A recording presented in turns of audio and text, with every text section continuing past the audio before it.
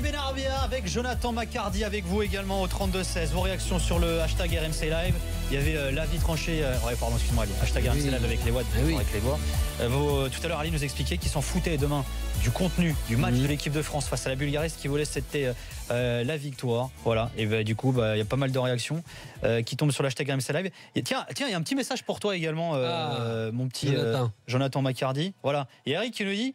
Avez-vous des origines asiatiques, Jonathan? Vous ne mentionnez presque jamais, presque exclusivement que vos ascendances irlandaises. Ma mère asiatique, mais le problème c'est que j'ai grandi à Cork. Mais quelle origine? Corée. Ah, mais j'ai aucun Corée quoi? Du sud. Nord, du sud, je pense évidemment. Ouais, du sud.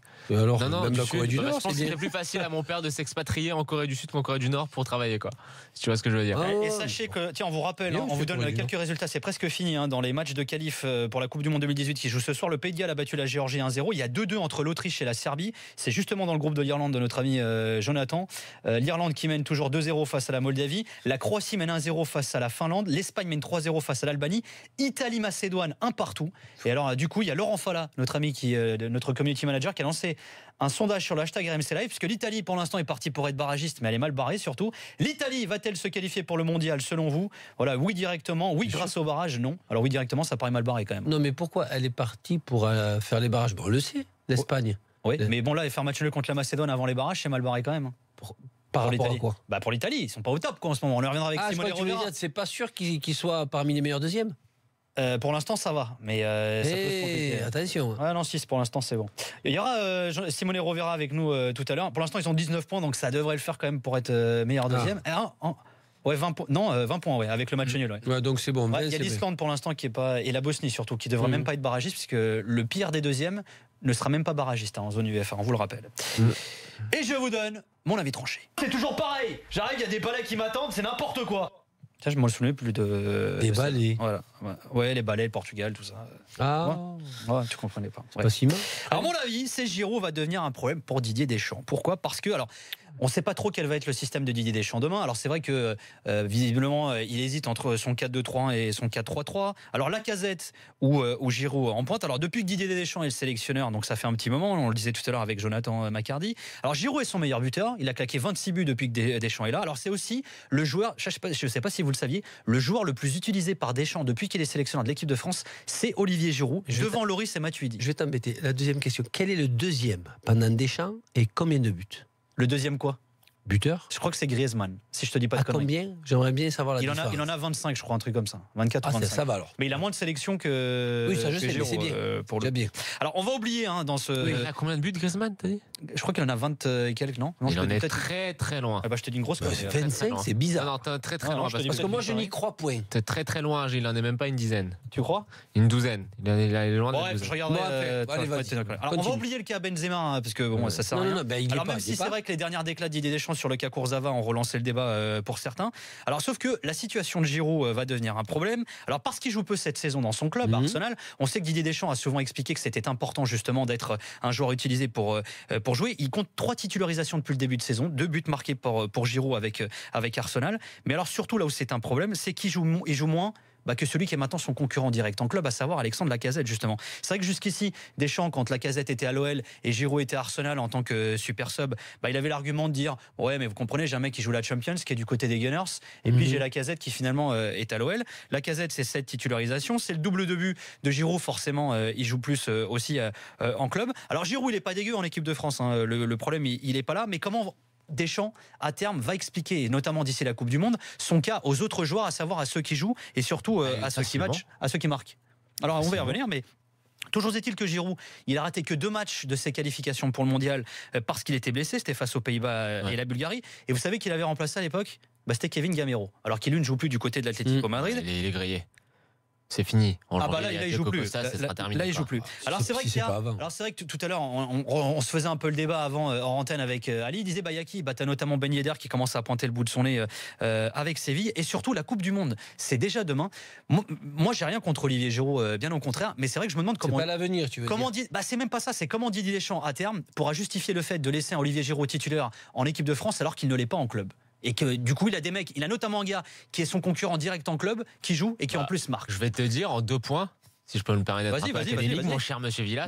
Le premier point, c'est que Olivier Giroud, donc c'est vrai que quand on regarde, au moment de son triplé contre le Paraguay en juin, je crois que c'était son 26e but, 16e but en 16 titularisations.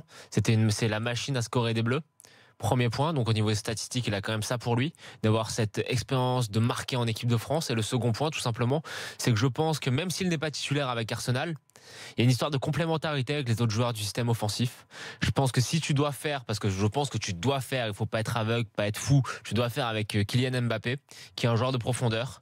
Je pense qu'en termes de complémentarité, avec Griezmann, avec Mbappé, eh ben, Giroud, c'est bien plus complémentaire que Lacazette. Tu as besoin d'un point de repère, tu as besoin de ce phare. Mais comment tu justifies vis-à-vis du joueur qui est titulaire dans le même club que lui, qui joue par rapport à ceux qui ne jouent pas? Mais c'est une question de profil et de complémentarité, Nicolas. Mais c'est une question de discours aussi. Tu peux pas expliquer en conf de presse, c'est important de jouer en club et tu vas pas le terminer. Le truc, c'est que c'est le même poste, on est d'accord. C'est 2 postes de numéro 9. Mais je pense que si on est précis, c'est pas le même poste. Non, c'est pas le même profil, on est d'accord. C'est pas la même interprétation du poste. Tiens, et je pense que Giroud, il n'y en a pas 2 comme lui. Et pour être... Oui, ça on est d'accord. Et pour faire jouer Mbappé, tu as besoin de Giroud. Et pour répondre à ta question de tout à l'heure, donc le meilleur buteur en équipe de France de l'ère des champs, c'est Giroud avec 26 buts, et le deuxième, c'est Griezmann avec 17 buts, en 45 sélections. Okay. Voilà. Donc c'est pas compliqué. Est-ce que Giroud va à la Coupe du Monde? Oui. Pourquoi? Parce qu'en tant qu'avant-centre, tu en as combien? Pour moi, en ce moment, avant-centre pur, tu n'en as qu'un. C'est Giroud. Parce que Martial a disparu.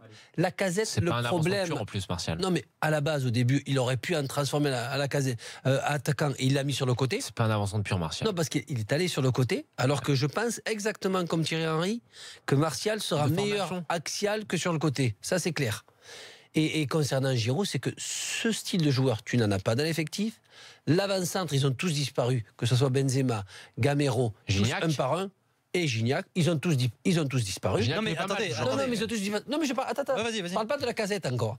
Au moment où chaque fois qu'il a tendu la perche à Lacazette ou qu'il l'a fait jouer, il n'a jamais pris sa chance. L'exemple précis, c'est cette passe qu'il doit mettre au fond Lacazette et que Lemar, qui a plus fait, lui passe devant pour marquer. Je suis désolé, quand tu es avant-centre, Lemar. C'était Ali. C'était celui le dernier match. Non, c'était pas le Luxembourg, c'était celui d'avant. Non, oui, contre les Pays-Bas, je crois. Ouais. Les Pays-Bas. Okay. Ouais, c'est contre les Pays-Bas, c'est ça. Ou c'est un match amical ou c'est les Pays-Bas? Non, c'était les Pays-Bas. Les Pays-Bas. La victoire 4-0. C'est un avant-centre. Il a fait pour marquer le but. Et là, il laisse passer. Moi, je vous parle même pas. On parle pas de club. Non, c'est même pas ça. Je comprends ce que tu veux dire. Attends, je comprends ce que je dis. En fait, tu parles de la. Attends, moi je vous parle de management. Non, tu parles de la décision. Management. Moi je vous parle de management. Mais pour l'instant, le management, il est facile dans le sens où Giroud, il est là. Non. Qui va être les prochains qui vont venir? Tu n'as pas compris ce qu'a dit Nicolas. En fait, je pense que Nico, ce qu'il veut dire, c'est quelle est la posture de Didier Deschamps entre la cohérence de ses propos, à savoir il faut jouer en club, et la cohérence de ses choix. C'est-à-dire que je veux mettre Giroud, mais il ne joue pas en club. Moi, quand je vous dis, Nicolas, je vais te répondre. C'est très simple. Didier Deschamps, depuis le début, on sait que ce qu'il dit, tu te le prends et tu l'envoies par la fenêtre. On est d'accord qu'en termes de communication, il y a eu quelques. Il ment. C'est pas grave. D'ailleurs, tout à l'heure, quand je faisais référence. C'est fort comme mot, mais. Quand je faisais référence en disant je vais pas ressortir l'affaire Benzema, mais quand il traduit l'histoire Kurzawa, il y en a beaucoup qui ont vu justement le fait. C'est du baratin. Voilà. Non, mais je suis complètement d'accord avec toi. Mais c'est pour ça que je te dis, moi, quand je dis ça peut devenir un problème pour Didier Deschamps, je vous parle même pas d'Olivier Giroud. Je vous parle du fait des justifications, des explications qu'il donne, de la cohérence qu'il a par rapport à ça, et surtout du fait que. Ils s'en foutent. Pardon. Ouais, mais non, mais je te dis pas qu'ils s'en foutent. Je te dis, mais il s'en fout. Oui, mais non, mais attends, Jonathan, il s'en fout. Mais Alexandre Lacazette, qui aujourd'hui est concurrent direct de Giroud en club, lui, il va pas s'en foutre longtemps, ce qui paraît normal. La différence, c'est que Deschamps ne s'en fout pas. Ce qui l'intéresse, c'est d'avoir les meilleurs. Mais donc il s'en fout. Non. D'avoir les meilleurs sur le terrain, donc il s'en fout pas. Donc il s'en fout de ces discours comme quoi il y a un code moral qu'il faut être titulaire en club, parce que dans ce cas-là, Sissoko et Kurzawa auraient pas joué, tu vois. Il a jamais dit qu'il fallait être titulaire en club. Il a dit il faut jouer dans son club et non pas disparaître. Il a dit. Vous savez quoi, Didier Deschamps, il a évoqué le cas Olivier Giroud en conférence de presse. On l'écoute. Voilà. Le sourire, il y a un climat de confiance. Je ne dis pas qu'il ne l'a pas à Arsenal. Après, c'est des choix d'entraîneur de club. Voilà, au même titre que les autres. Il est heureux d'être là. Il sait que c'est important. Et voilà, il est susceptible, comme les autres, de donner un coup de main, que ce soit au début ou en cours. Tiens, c'est terminé, ça vient de tomber. L'Espagne a remporté son match 3-0 face à l'Albanie et l'Espagne est qualifiée pour la Coupe du Monde. Et comme dit Jérôme Thomas, le producteur, ça c'est une grosse surprise. Accueillons Thibaut, supporter de l'équipe de France, qui nous a appelé au 32-16. Salut Thibaut. Salut Thibaut. Salut Thibaut. Alors t'en penses quoi toi justement du cas Giroud et de la gestion du cas Giroud par Didier Deschamps? Alors je vais être un peu à contre-courant avec vous messieurs, en tout cas pour demain. Je dis bien pour demain, pour cette rencontre face à la Bulgarie, qui est un adversaire qui va proposer beaucoup plus de choses que le Luxembourg, ça on est tous d'accord là-dessus. Ouais. Je pense que demain Giroud sera sur le banc. Giroud sera sur le banc pour une animation offensive qui sera... Attends Ali. qui sera C'était Jonathan. par trois feux follets. Pour moi, demain, l'attaque doit être... je demande à Deschamps de m'écouter. je demande 3 attaquants qui sont les suivants. Je demande Griezmann, Mbappé et Lemar. S'il vous plaît, parce que pourquoi ces 3 joueurs en ce moment sont plutôt complémentaires. Lemar très fort à gauche, Mbappé on ne le présente plus, et Griezmann doit jouer dans l'axe absolument. Pour moi, c'est essentiel que Griezmann... Mais tu mets comment? Tu l'organises comment? Attends, juste Thibaut, tu l'organises comment? 4-3-3 tu fais, c'est ça? À 4-3-3, tout à fait. Mais Lemar n'est pas un attaquant. Non mais alors qui est sur les côtés?